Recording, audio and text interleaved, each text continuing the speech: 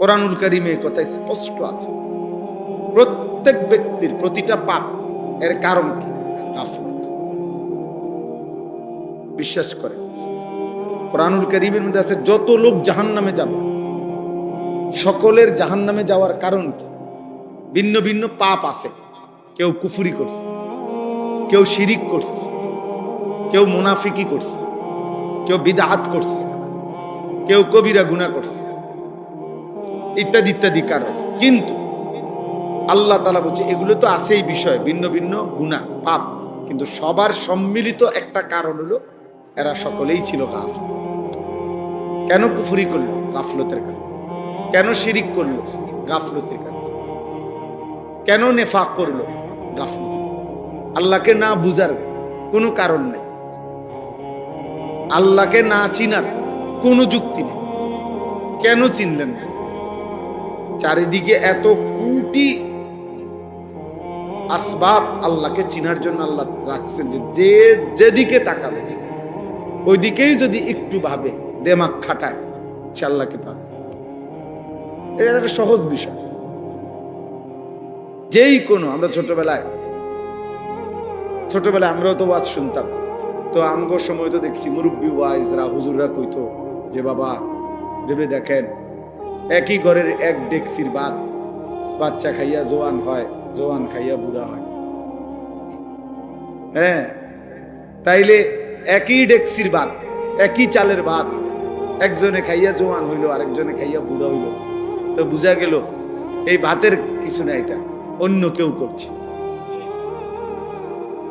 যদি এই ভাতের চাইলেই জোয়ান বানাইতো তো সবাই জোয়ান হইত, আর এই ভাতের চাইলেই যদি বুড়া বানাইতো তো সবাই বুড়াই হইত। তাহলে বুঝা গেল ভিন্ন কেউ। এই যে আল্লাহকে চিনার জন্য ভাতের চাইলে যথেষ্ট। এক মহিলা চরকি ঘুরাইতেছে, আগের দিনে যে সুতা কাটতো এরকম বুড়া মহিলারে, তো একজনে জিজ্ঞাসা করছে, বুড়ি সারা দিন রাত তো চরকি কাটো, হ্যাঁ আল্লাহ আছে মনে হয়নি? আল্লাহরে চিনুনি? আল্লাহ আসেনি? কাহা আছে? কেমনে বুঝলা? কই আমার এই যে চরকিটা ঘুরাই এটা দিয়ে আমি বুঝছি আল্লাহ আছে। কেমনে বুঝলা? কয় এইটা এই ছোট্ট একটা চরকি, যদি আমি সুতা কাটি, সুতা এইটা আমি ঘুরাইলে ঘুরে, আমি না ঘুরাইলে এটা জায়গা থাকে। তাই এই ছোট্ট একটা চরকি যদি আমি না ঘুরাইলে ঘুরে না, আমি ঘুরাইলে ঘুরে, এত বড় সৃষ্টি বুঝি এমনি এমনি ঘুরে।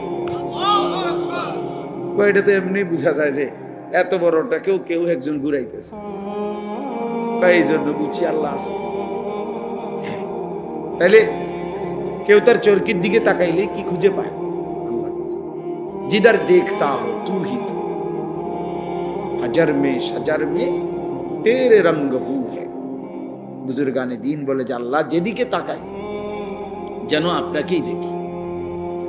পাথরের দিকে তাকাইলেও আপনাকেই দেখি, গাছের দিকে তাকাইলেও আপনাকেই দেখি। জিদার দেখতা, যেদিকে দেখি মনে হয় যেন কাকে দেখা যায়? আল্লাহকে দেখা যায়। আমার আল্লাহর কুদরত দেখা যায়। এই জন্য আল্লাহ তাআলা বলছেন অফি আনফুসিকুম ফালা তুবসিরুন। আল্লাহ তাআলার কুদরত, আল্লাহ তাআলার অস্তিত্ব, আল্লাহ তাআলার উপলব্ধি এ তো তোমার নিজের মাঝে, তুমি কি দেখো না? ফালা তুবসিরুন, তোমরা কি দেখবে না?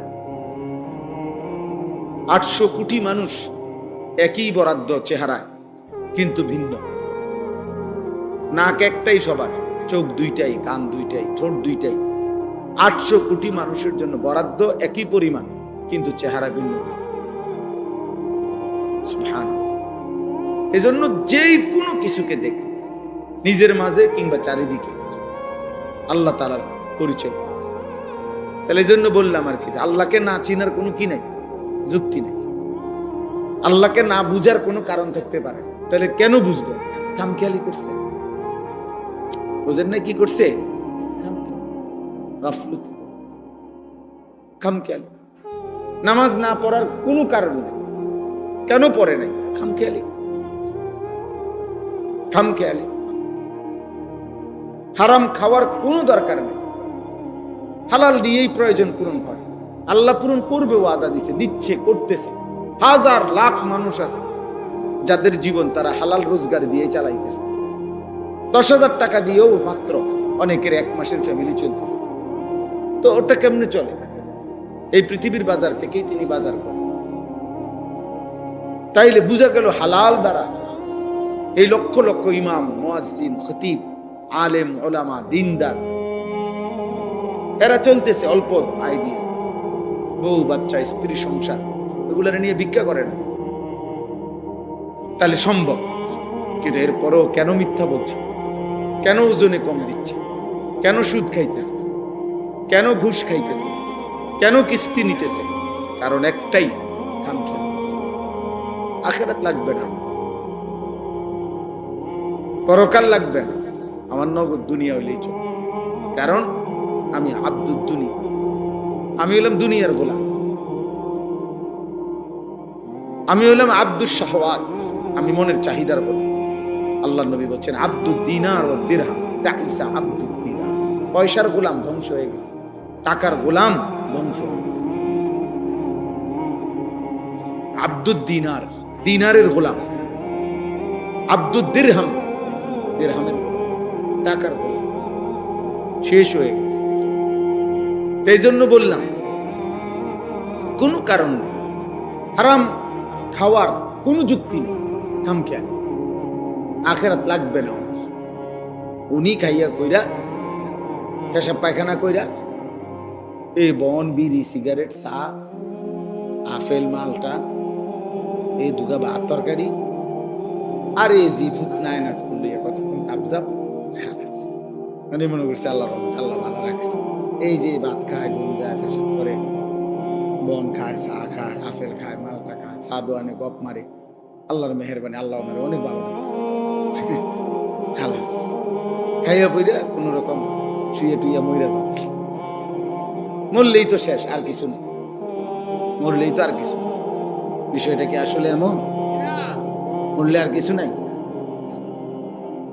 তো তো খাইয়া পইরা বুঝি এই সমান করে লেছেন, হিসাব হিসাব ক্লিয়ার, এইটুকুই জীবন। তো কারণ কি? গাফল, খামখেয়াল। এই জন্য কোরআনুল কারীমের মধ্যে আল্লাহ তাআলা বলছেন সমস্ত বেঈমান জাহান্নামী, জাহান্নামে যাওয়ার কারণ উলাইকা হুমুল গাফিলুন, এরা মূলত সকলেই গাফেল। সকলে কি? গাফেল। কেন অপরের নারী দেখবে? তোমার না বিবি আছে, তোমার না স্ত্রী আছে, তোমার না সময় আছে, তুমি আর একটু অপেক্ষা করতে হবে না? তুমি অবিবাহিত, তো অপেক্ষা করো। এই পৃথিবীর মানুষের সব প্রয়োজন তো একদিনে পূরণ হয় না। আর এটা সিস্টেমও না, এটা যুক্তিও না, এটা যুক্তিও না। ক্লাস 8-এ পড়ুয়া ছেলে যদি বলে আমি এবছরই 8-এ পরীক্ষাও দিব, এসএসসি পরীক্ষাও দিব, তো হবে না। এসএসসি পরীক্ষার্থী ছেলেটা যদি এবছরই এসএসসিও দিবে, আবার অনার্সও দিবে, এটাকে হবে না। তো আপনাকে একটা স্টেজ পার করতে হবে না? আপনাকে একটা ধারাবাহিক সিরিয়াল মেনটেন করতে হবে কিনা? তো এইটাও পূরণ হবে, নিজের চাহিদাও তো পূরণ হবে। এটার জন্য নিজের থেকে কুত্তার মতো হওয়ার কি আছে? নারীর প্রতি যাদের হারাম চাহিদা, এই নারী, ছবি, গান, অশ্লীলতা, বেহায়াপনা, মোবাইলের ছবি, অশ্লীল, শতভাগ সত্য কথা, বা এটা কুত্তার স্বভাব, এটা কুত্তার স্বভাব। লজ্জাস্থানের চাহিদা যার গুনাহ, এই স্বভাব কুত্তার স্বভাব, এই চাহিদা কুত্তার চাহিদা। এই পৃথিবীতে সবচেয়ে বেশি এই শাহওয়াতের আসক্তি, যার কারণে কুকুরেরই স্বভাব যে একেবারেই খোলা রাস্তার পাশে মানুষের সামনে লজ্জাস্থানের চাহিদা পূরণ করার জন্য বিশ্রী ভাবে আরেক কুকুরের পিঠে ওঠে, যেটা স্বাভাবিকভাবে অন্য প্রাণীর মধ্যে নাই। এই জন্য এটা গুরুত্বপূর্ণ। শাহওয়াতের তাবেদার এটা জানোয়ারের আখলাক, মানে লজ্জাস্থানের চাহিদার প্রতি যে এই কারণে যে গুনাহ করে, অথচ সেটা পূরণের হালাল ব্যবস্থা আল্লাহ রাখছে। তাহলে কারণ কি? এই খামখেয়ালি। এই জন্য বললাম আরে সমস্ত পাপের, সমস্ত পাপীর, আমি কিংবা আপনি, সমস্ত জাহান্নামে যাওয়ার একটা অন্যতম প্রধানতম কারণ কি বলেন না? কি? উলাইকা হুমুল গাফিলুন ইকতারাবা লিন-নাসি হিসাবুহুম ওয়া হুম ফি গাফলাতিন মুরিদুন। আল্লাহ বলে মানুষের হিসাবের সময় কাছায় গেল, অথচ সে গাফেল হয়ে আমি আল্লাহ থেকে বিমুখ হয়ে রইল।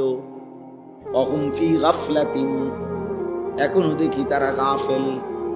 মুরিদুন, আমি আল্লাহর হুকুম থেকে বিমুখ। বয়স হয়ে গেছে 60, এখনো গাফেল, বিড়ি খায়। মরবেন কোন দিন? বয়স হয়ে গেছে 60, এখনো চা দোকানে নর্তকীর নাচ দেখে। মরবেন কোন দিন? কি খবর চাচা?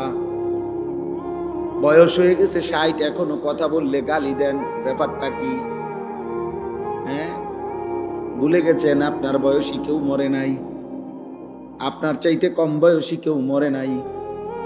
আপনি পর্যন্ত কারো জানাজা পড়েন নাই, কারো লাশ কি আপনি দেখেন নাই? এত লাশ, এত জানাজা, এত মৃত্যু, এত কবর, এত দাফন, আপনারে কি কবর মনে করায় নাই? হ্যাঁ, কারণটা কি? গাফেল। আর কি কথা বলেন? আলহাকুমুত তাকাসুর হাত্তা যুরতুমুল মাকাবির। আল্লাহ বলে বান্দা দুনিয়া বাড়াইবার নেশা তোমারে গাফেল করে দিল। আলহাকুম অর্থ গাফেল করে দিল, গাফেল। আনসাকুম ভুলাইয়া দিল আখিরাত, আখিরাত আখিরাত এই গাফলত। কোরআনে বহুভাবে এই কথাটা আল্লাহ তাআলা বলছেন, গাফেল হইও না, গাফেল হইও না। গাফলত অভিশাপ। নবীজি সাল্লাল্লাহু আলাইহি সাল্লাম, শুনেন, নবী সাল্লাল্লাহু আলাইহি সাল্লাম তার 63 বছরের জীবনে আল্লাহ তাআলার কোন এক জাররা, এক বিন্দু, এক সুতা আল্লাহ তাআলার একটি হুকুম পালনের ক্ষেত্রে জাররা পরিমাণও কোনোদিন কমতি করে নাই, ঘাটতি করে নাই, বিরতি দেয় নাই, বাদ দেয় নাই, অবহেলা করে নাই। এক সেকেন্ডের জন্য কোনোদিনও না, কোনোদিনও না। নবী সাল্লাল্লাহু আলাইহি সাল্লামের অসংখ্য কাজে নবীর ফিকির, মেহনত, নবীজির অস্থিরতা, নবীজির পেরেশানি, কষ্ট আল্লাহ বরঞ্চ সান্ত্বনা দিয়া থামাইছে। দোস্ত, যেভাবে আপনি দাওয়াতে মানুষকে আল্লাহর দিকে ফিরাবার জন্য পাগল হয়ে যাচ্ছেন, আপনি তো মরে যাবেন। যেভাবে সারা রাত জেগে থাকেন, বন্ধু আপনার তো কষ্ট হচ্ছে, আপনি একটু থামেন। এইভাবে আল্লাহ থামাইছে বড়, বুঝেন নাই কথা? আল্লাহ আরো উনার থেকে কি করছেন? কমাইছেন। সেই নবীকে পর্যন্ত যিনি 24 ঘন্টা কানা রাসূলুল্লাহ সাল্লাল্লাহু আলাইহি ওয়াসাল্লাম ইয়াযকুরুল্লাহ ফি কুল্লি আহইয়ানিহি। নবীজির স্ত্রী আম্মা জান আয়েশা রাদিয়াল্লাহু তাআলা আনহা বলেন, নবী সাল্লাল্লাহু আলাইহি সাল্লাম আল্লাহ তাআলার জিকির, আল্লাহর স্মরণ করতেন আলা কুল্লি আহইয়ান, তার সব সময় সর্বদাই আল্লাহ পাকের জিকির করতেন। তাহলে যিনি সর্বদা আল্লাহর জিকির করতেন, অথচ সেই নবীকে পর্যন্ত কোরআনে আমাদের নবীকে লক্ষ্য করে সরাসরি আল্লাহ তাআলা বলছে ওয়ালা তাকুম মিনাল গাফিলিন। আপনাকে বন্ধু, আপনাকেও বলছি গাফেল হবেন না। ওয়ালা তাকুম মিনাল গাফিলিন, গাফেলদের অন্তর্ভুক্ত হবেন না। উনারে যদি বলে আপনি কি, যার কোনো মিনিট গাফলতিতে আসলেই নাই, এরপরও আল্লাহ ওনাকে বলতেছেন আপনি গাফেলদের অন্তর্ভুক্ত। ওয়ালা তাকুন, এটা এক বচন শব্দ,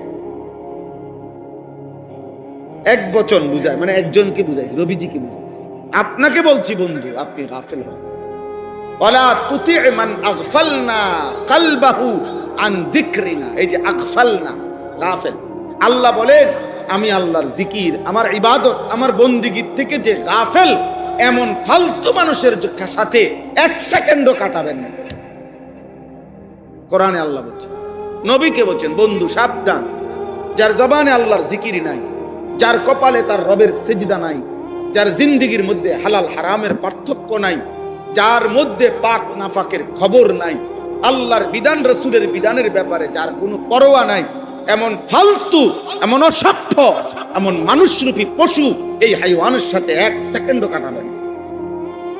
ও মানুষ রুমের জানোয়ার।